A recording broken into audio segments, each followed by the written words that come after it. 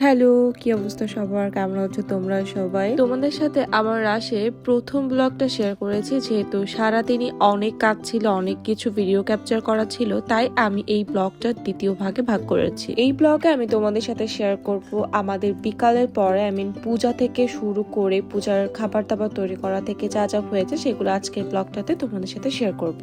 তো চলো নতুন একটা ব্লগ শুরু করা যাক। লাস্ট ব্লগটাতে আমি তোমাদেরকে ঘাট অব্দি দেখিয়েছিলাম। এরপরে আমি ঘাট থেকে বাসায় চলে আসি। আসার পরে দেখি মা এখনো পূজার কাজগুলো করতেছে, পূজার জন্য নাড়ু, লুচি, সাজ এগুলো বানাচ্ছে।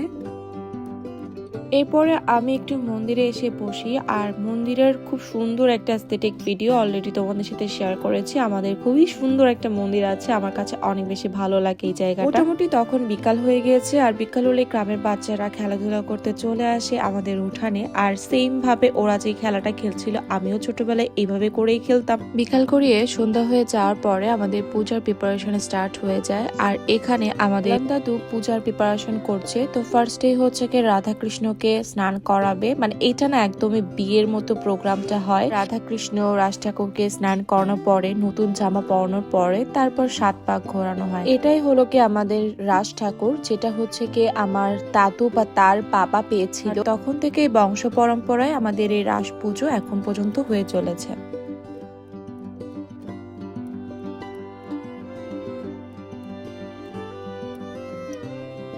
ঘি, মধু, গঙ্গাজল, পঞ্চশস্য সবকিছু দিয়ে আমাদের রাধাকৃষ্ণ এবং রাস ঠাকুরকে এখন স্নান করানো হবে।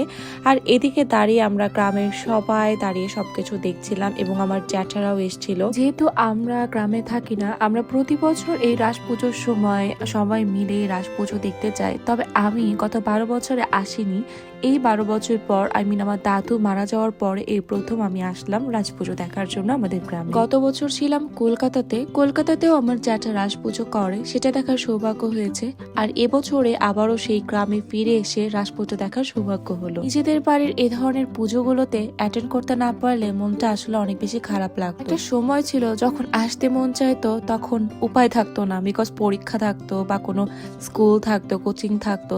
আর যখন আসার সুযোগ ছিল তখন কাজের ব্যস্ততায় আসা হয়ে উঠতো না। সবকিছু মিলিয়ে গত 12 বছর পরে আমার রাস পুজো দেখার সৌভাগ্য হলো। এবছরে ভগবান আমাকে কৃপা করেছে, আর তাই জন্য নিজের গ্রামের বাড়ি এসে রাস পুজো দেখতে পারলাম। ভগবান শ্রীকৃষ্ণ, রাধারানী এবং রাজ ঠাকুরকে নতুন জামা পরিধান করানো হয়ে গেছে। এখন সবাই মিলে এভাবে করে 7 পাক ঘুরে নিবে।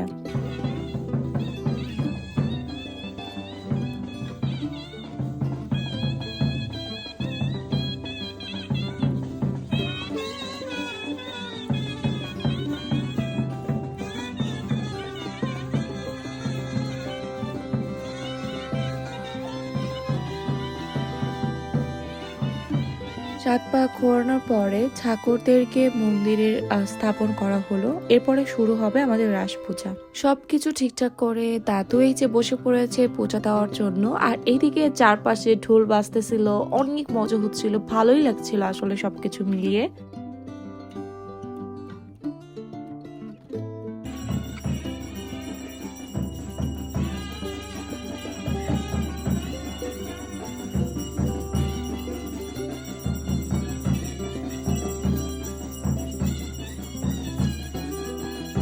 আরতি করার পরে আমরা সবাই আগুনের স্যাক নিচ্ছিলাম। আর এই যে দেখতে পাচ্ছ, এগুলো কিন্তু আমার জ্যাঠা, পিসি সবাই, মোটামুটি আমার ফুল ফ্যামিলি এই পূজাতে কিন্তু আসে, অ্যাটেন্ড করে।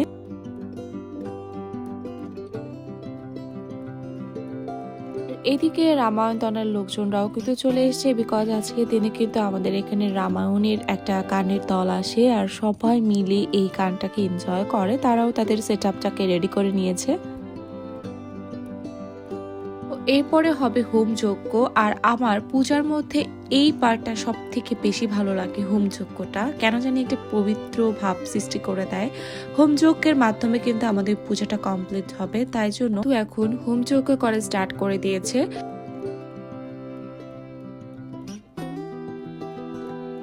হোম যজ্ঞ করা হয়ে গিয়েছে। এখন দাদু আমাদের সবাইকে শান্তির জল দিবে আর তারপরে হোম যজ্ঞের কালি দিয়ে সবাইকে চক্রের ফোঁটা দিয়ে আজকে এখানে আমাদের রাস পুজো শেষ হবে। আমাদের পুজো মোটামুটি শেষ হয়ে গিয়েছে। পুজো শেষ হওয়ার পরে এখানে কীর্তনের দল তারা কীর্তন করার জন্য প্রিপারেশন নিচ্ছে। আর এদিকে আমার একটু খিদা পেয়ে গিয়েছিল, আমি চলে গেলাম প্রসাদ খাওয়ার জন্য। আর এই যে ছিল প্রসাদ, তো প্রসাদ খেয়ে এসে দেখি সবাই মোটামুটি বসে পড়েছে রামায়ণ কীর্তন শোনার জন্য। এই সময়টাতে লোকের পরিমাণটা একটু বেশি বেড়ে গিয়েছিল, বিকজ সবাই রামায়ণ শোনার জন্য অনেক বেশি ইন্টারেস্ট। আর এই টাইমটাতে এত বেশি ঠান্ডা লাগতেছিল বলার মতো না। মোটামুটি খুলনার থেকে গ্রামে কিন্তু বেশ ভালোই ঠান্ডা পড়ে গিয়েছে। রামায়ণ কীর্তনের মধ্যে কিছু কিছু ফানি পার্ট থাকে, চলো এখন তোমাদের সাথে সেই ফানি পার্টটা শেয়ার করি।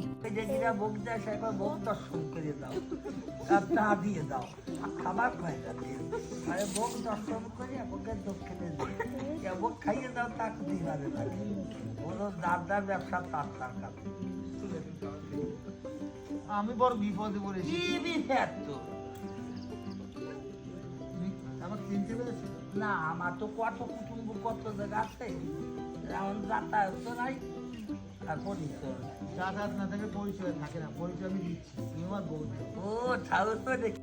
তো এখানে খুব সুন্দর একটা অভিনয় করে দেখাচ্ছিল, যেটা আমি পুরো তোমাদের সাথে শেয়ার করলে ভিডিওটা অনেক বেশি লং হয়ে যাবে। রামায়ণ কীর্তন শোনার পরে সবাইকে প্রসাদ বিতরণ করা হয় আর তারপর কিন্তু আমাদের রাস পুজোর প্রথম ডেটা কমপ্লিট হয় এখানেই। তো চলো এখন আজকের ব্লগটা এখানে শেষ করছি। ব্লগটা কেমন লাগলো অবশ্যই কমেন্টস করে জানিও। যদি ভালো লেগে থাকে একটা লাইক করে দিও, কমেন্টস করে এবং অবশ্যই শেয়ার করে দিও। সবাই খুব বেশি ভালো থেকো, সবার জন্য অনেক শুভকামনা। দেখা হবে পরবর্তী আবারও একটা ব্লগে।